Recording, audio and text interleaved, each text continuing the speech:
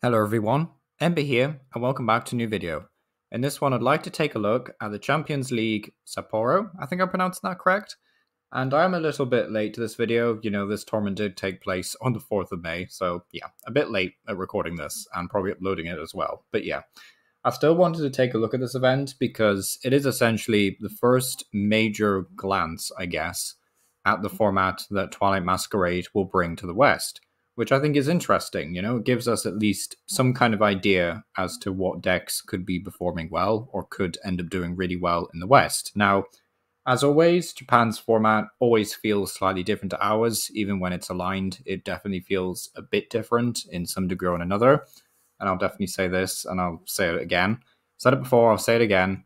I really like Japan's approach to deck building. They often have very, very cool creative decks, and if you go on most tournaments for like Western events and things, a lot of the lists start to blur together. You know, they are very repetitive, which is a bit of a shame, but you know, either way, I think Japan just experimenting basically and playing with a lot of different ideas is really cool. And it gives us a lot of different ideas as well to use in the West. So yeah, a very cool event. Now, for some wider context, I think going into this event, a lot of people predicted Dragapult would do really well. So Dragapult had been dominating a lot of the smaller events leading up to this one. So doing very, very well, consistently winning them or performing in top 8. So a lot of people were thinking, maybe Dragapult will win this event. And as it turns out, you'll notice something else that's pretty interesting about this event. And I didn't notice this initially until I scrolled down. There's no Charizard, like, at all. Like, where is Charizard on this list? It seems that Dragapult has scared off Charizard, but Dragapult itself can't beat everything else.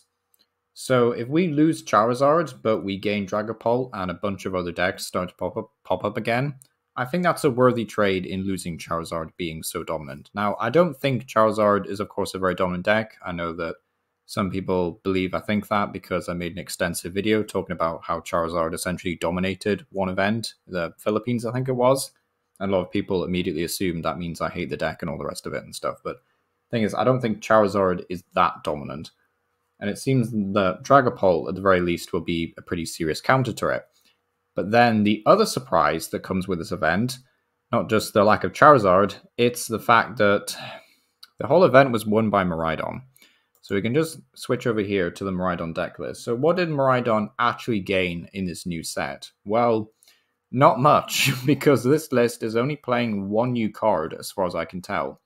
And that is the Tatsugiri, which will just help you find Research, Boss's Orders, or Arven, which happen to be the only supporters in this deck. And you do have like a skateboard, which is nice, means you can just pivot around between things like Raikou, your Squawkabilly actually, as well as the Iron Bundle and the Tatsugiri, which is cool. But truth be told, I didn't think Miraidon would be that strong without Flaffy. You know, like just keeping energy in play seems really awkward. And this deck isn't playing EXP share, it's just playing one copy of Heavy Baton. So, you know, clearly very wrong about this. Seems to be really, really good.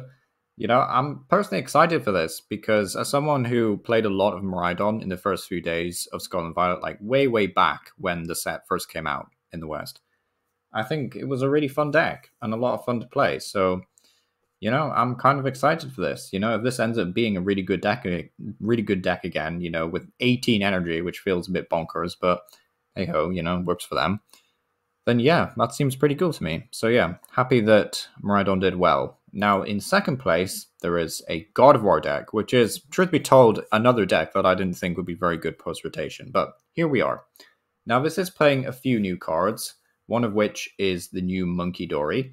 So what this Munkidori says is that if it has a Dark Energy attached to it, hence why you play 2 copies of Dark Energy in this deck, if it has a Dark Energy attached to it, once in your turn, you can move 3 damage counters from one of your Pokemon to one of your opponent's Pokemon, which is quite nice, actually. It's got decent synergy with God of War. Allows you to heal up a Pokemon and move 3 damage counters.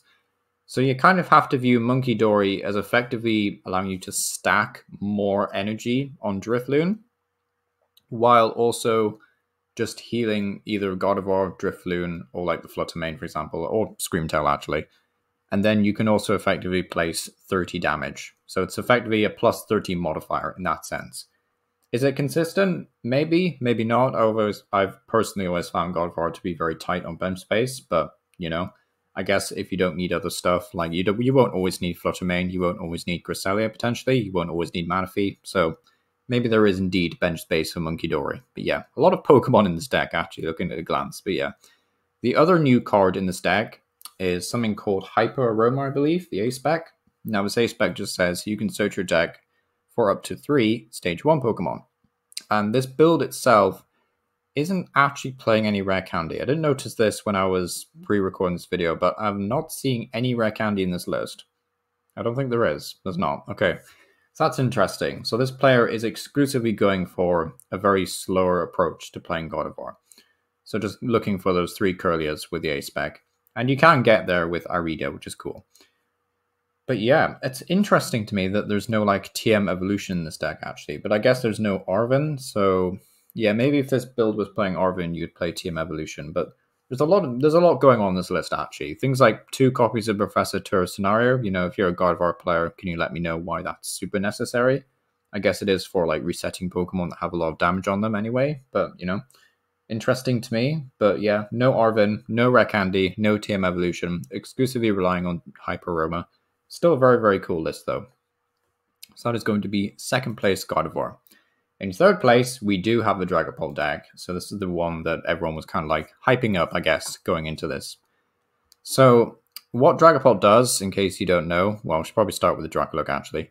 It's a 90 HP stage 1, and it does have a very useful ability that essentially allows you to look at the top 2 cards of your deck. You can take one of them, which is great, of course, and then you put the other one on the bottom of your deck, never to be seen again, potentially, for a while. So it's still really cool, though, because it means if you get a bunch of them in play, you know, that is essentially your built-in draw engine, in combination with Xatu, and Xatu will still accelerate energy and draw cards, so that's good. But the Dragapult itself is really good because it's a 320 HP Dragon Pokemon, which is a plus and a downside, being a Dragon Pokemon, because it means, yes, you're not hitting anything at all for weakness, but it means you have no weakness as well, because for some reason they removed fairy types. Still don't know why they did that, but yeah. No weakness on Dragapult. Very, very scary. It also only has 1 retreat cost, which means you can use Rescue Board if you really want to. I keep calling it Escape Board, but yeah, it is Rescue Board.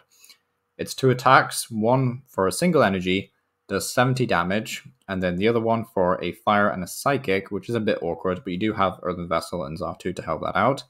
Does 200 damage, and then you can spread up to 6 damage counters on your opponent's bench Pokemon in any way you like, which is very scary against a lot of evolving decks, and especially against Charizard. So yeah, very, very scary. Some other new cards in this deck actually are the Enhanced Hammer, which was getting a reprint, so that'll allow you to discard a special energy attached to one of your opponent's Pokemon. Very cool. And this list is also playing a Unfair Stamp, which is a very scary new A-Spec. Really, really not looking forward to losing to Unfair Stamp. Yeah, we're definitely going to have to make sure we have draw engines in our deck just to counter Unfair Stamp. But then there's the problem of, oh wait, Dragapult will snipe my draw engine. So yeah, it's going to be a weird format for sure, but that is Dragapult. Now, is there anything else that's too crazy that we can have a look at? Personally, I would like to have a look at Gouging Fire, but I guess we'll cover all of top 4. So I will look at Lugia Archops, because I haven't actually done a Lugia Archops video for this new format, and I probably won't do one. So I think it's probably worth having. Okay, so that's Carmine. Okay. I keep calling Carmine Kieran. I keep messing them up. I mix them up and stuff. Okay, let's see what we're playing here. So, okay, this is cool. So we've got the new Blood Moon Ursaluna. That's nice.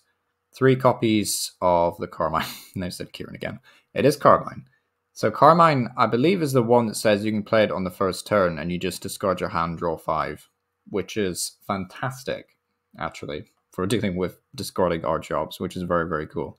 I'm surprised there's no like hand trimmers in this deck, but maybe there's like not really enough space.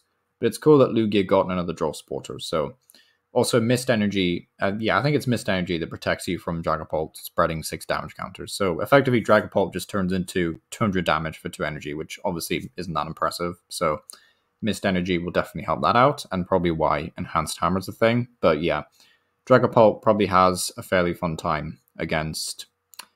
Lugia, rather, has a very fun time against Dragapult. Also playing the new Legacy Energy A-Spec, which is interesting, as an A-Spec of choice. I would have thought you'd go for like Hyper Aroma, or, well, I suppose actually Archops is stage 2, so Yeah, if you could find Cinccino and Archops with Hyper Armor, that would have been bonkers, actually. But yeah. So this A spec, it basically says it provides any one type of energy at a time. So it's effectively like a rainbow or a luminous energy. However, the Pokemon that gets KO'd while this card is attached to gives up one less prize. So you can essentially turn things like Iron Hands into one prizers and also attack with it really quickly. So just imagine that. You're facing down an Iron Hands, which, if it KOs something, basically will take an extra prize. It has 230 HP and is a one prize Pokemon, effectively. Like, that is terrifying. Now, we do have Enhanced Hammer, we do have Temple of Sinnoh around. Like, there is ways of countering this, but, you know, we still have our own stadium, so it's not the end of the world. But yeah, a very, very fun deck, and this might actually be the set that I join in the Lugia craze and play Lugia, because this looks like a really fun list, not gonna lie. Also, Cinccino is just really cool, so that will be Lugia. And then we can skip over a few of these. I mean, I think we all know what Control is going to look like. We can look at Gouging Fire, but yeah. If you want to look at any of these lists, by the way, again, it's just over on Limitless. Limitless has all the tournaments, which is cool. So we'll just see if this deck is playing anything new. Okay, to Lucian, apparently. That's interesting. Grabber is... okay, why Grabber? Why is Grabber in the deck? I guess it slows down Dragapult decks, maybe? Is that why this is here? This is really cool, though, actually. I like this list a lot. I'm not sure if you ever need Delphox V, though. It seems a wee bit slow. But Lucian... Wait, what does Lucian do again? Each player shovels their hand, puts on the bottom of their deck. Oh, yeah, I remember this. If either player does this, they flip a coin. If heads, that player draws 6. If tails, they draw 3. Okay, that's kind of cool, because in this deck, you don't need much to get going. And as someone who's played a lot of, like, Turbo Gouging Fire, like, I do recommend going and checking out the Turbo Gouging Fire deck profile I did. You know, as someone who's played a lot of it, you don't need much, actually. Like, you do need Sada sometimes, but you don't need much else. Like, Switch Cart, maybe. Shoes, I respect. It's just the grabber, really. But yeah, Lucian's a really interesting option. I definitely like that. So yeah, honestly, I might build this IRL. This looks like a lot of fun. Very cool list. Still not sure about Delphox, though. I don't think you need Delphox. Still very cool, though. Don't think there's much else that we can talk about. Ancient Box, I guess. Have a quick look at. There wasn't a list for Arctina, so I don't think we have to spend too much time on that. So yeah, this is very much a classic version of Ancient Box. Is there any new cards here, actually? No. Okay, fair enough. No new cards there. That's a shame. Is there anything else that we could maybe take a look at? I guess we could take a look at Snorlax Control. Maybe Lost Zone Box? Is that any different? Can't think they're gaining much. Okay, yeah, Blood Moon or Ursaluna. That's fair enough. So we'll have a look here. Yeah, I guess Rescue Board. Although Rescue Board's not a new card, is it? What am I saying? What do we else? Yeah, Blood Moon or Ursaluna mainly. So it's basically just like Radiant Charizard, but for the Radiant Greninja build, which is quite funny. Yeah. I guess like the main problem with like the Radiant Greninja build was that you weren't really doing a lot of damage in late game. Like sure enough, you were spreading a lot of damage, but you didn't have like a big beat stick Pokemon to just throw out a big attack. So yeah, it's still really cool though. Playing Water, Psychic, Lightning because you're playing Iron Hands and Raikou. Yeah, makes sense. Okay, that's pretty cool. Maybe that's just strictly better than the Gouging Fire deck. But yeah, we'll have to see. Either way, a very cool event. Definitely looking forward to this one. It's definitely got me curious about Miraidon and Lugia Archops. I kind of want to try those decks now. But yeah, it's been Emma Power. Let me know what you think about this event down below. And yeah, thank you for watching.